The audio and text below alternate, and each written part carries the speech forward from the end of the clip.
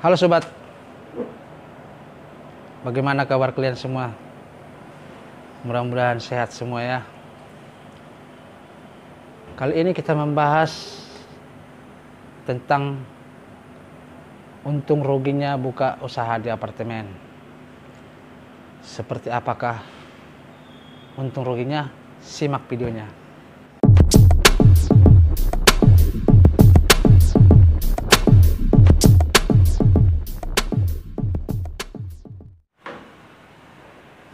Untung ruginya buka usaha di apartemen adalah, sebagai contoh, salah satu untungnya ialah kita bisa menjual harga dari seperti dari pasaran yang umumnya, bisa kita bikin harga yang lumayan tinggi. Itu keuntungannya satu. Yang kedua, selain kita menyewa kios, selain menyewa kios satu, dan kios itu bisa kita buat untuk mengembangkan usaha lain seperti selain Aqua. Nah, yang ketiga, usaha Aqua Galon di apartemen itu tidak membutuhkan alat transportasi. Jadi kita hanya menggunakan troli tarik, tinggal tarik, naik klip, pencet, udah sampai ke tujuan. Itulah keuntungan usaha di apartemen, usaha Aqua Galon. Sementara kalau di luar, istilahnya kayak seperti agen atau kios, warung-warung kecil di luar, paling utama harus punya motor satu lah dulu ya, kalau istilahnya untuk mengantar untuk tiap-tiap rumah. Bahkan kalau sudah banyak pelanggannya, sampai menggunakan transportasi roda 3 seperti piar atau ya piar. Nah, kalau tidak motor. Nah, jadi otomatis kan itu belanja bensin, butuh biaya. Nah, sementara untungnya ya, dia kalau di luar ya dia tidak menyewa tempat atau tidak menyewa lahan. Nah, kalau di apartemen kan menyewa lahan. Nah, itulah perbedaan buka usaha Aqua Galon itu di luar apartemen sama di dalam apartemen. Nah, sebenarnya sih kalau kita pikir-pikir, dimanapun kita buka usaha itu untung ruginya pasti ada. Untung ruginya pasti ada. Tidak selamanya ada untung untung terus menerus. Tidak selamanya juga rugi terus menerus. Tidak. Nah, jadi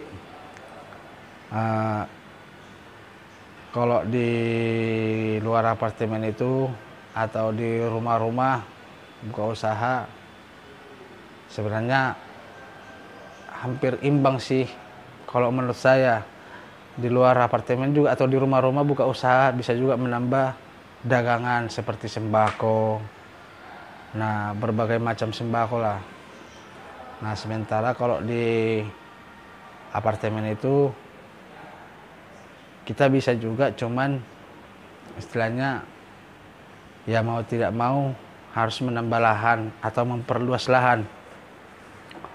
Jadi butuh biaya banyak. Makanya seperti saya sendiri menerima pesanan seperti sembako-sembako, saya terima juga, cuman kita ngorder dari orang lain. Jadi kita hanya ngambil komisi atau untung tipis. Ya, ibarat istilahnya nambah-nambah pemasukan sehari-hari. Nah, itu bisa kita lakukan di apartemen ini. Jadi kalau istilahnya menurut saya sih, kalau menurut saya di apartemen itu kita usahakan belanja. Nah, kita usahakan belanja yang harga paling rendah biar kita bisa dapat untung. Karena kalau di apartemen itu semua apapun yang dijual pedagang-pedagang sini harganya ya selangit. Ya, selangit harganya. Ya istilahnya jauh banget perbedaannya. Kalau saya sendiri sih yang lihat, soalnya udah sering saya lakukan membeli titipan para penghuni, contohnya kayak sayur lah, sayur berbagai macam, entah beras kayak entah telur, jauh banget perbedaannya. Sebagai contoh, kita kalau di pasar itu beli telur 1 kilo cuma 24.000. Nah, kalau kita belanja di sini, dibelanja di dalam apartemen itu 28.000. Berarti kita harus menjual ke penghuni itu 30.000. Jauh banget kan? Nah, jadi kadang sebenarnya sih kalau terlampau harga saya tidak tega, ya istilahnya anggap membantu penghuni lah. Gak usah ngambil untung, ya segitu saya berapa harganya saya beli, ya segitu juga saya jual.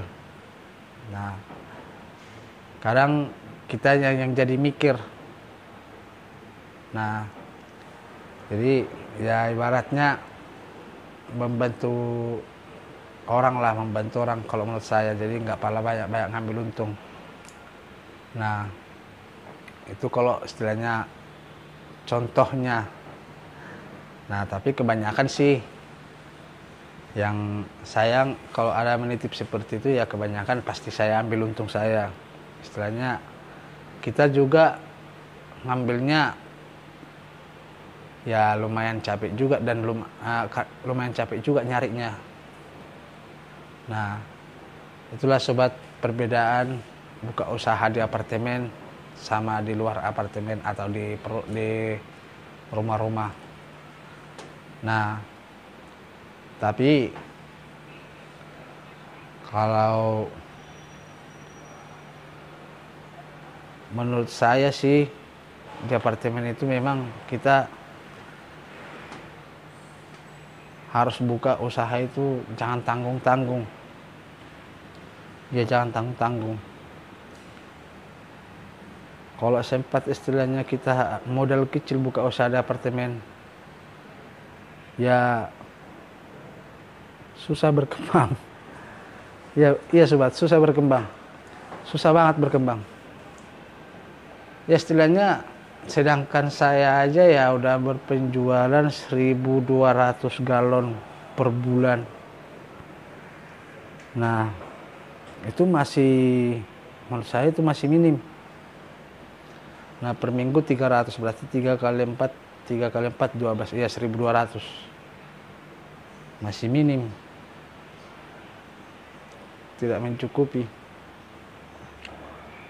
Cuman ada yang bilang sih itu udah gede penjualan, udah besar penjualan seperti itu, tapi menurut saya belum. Nah, tapi kalau dibilang sampai 2.000 per bulan, nah baru ini macam. Nah, jadi sobat bisa berpenjualan seperti itu. Nah, itulah seperti video-video saya yang sebelumnya. Kita harus bisa memahami para penghuni biar bisa dapat pelanggan yang lumayan banyak. Ya kalau nggak bisa memahami para penghuni, ya otomatis ya kita bisa jual 50 galon seminggu, 40 galon seminggu. Ya kalau seperti itu penjualan, ya jangankan sewa kios, bayar listrik, air maintenance aja per bulan tidak cukup kan. Nah, itulah sobat. Jadi seperti itulah sobat dulu video saya kali ini. Jangan lupa subscribe, ketik tanda lonceng supaya tidak ketinggalan video-video berikutnya. Terima kasih. Bye.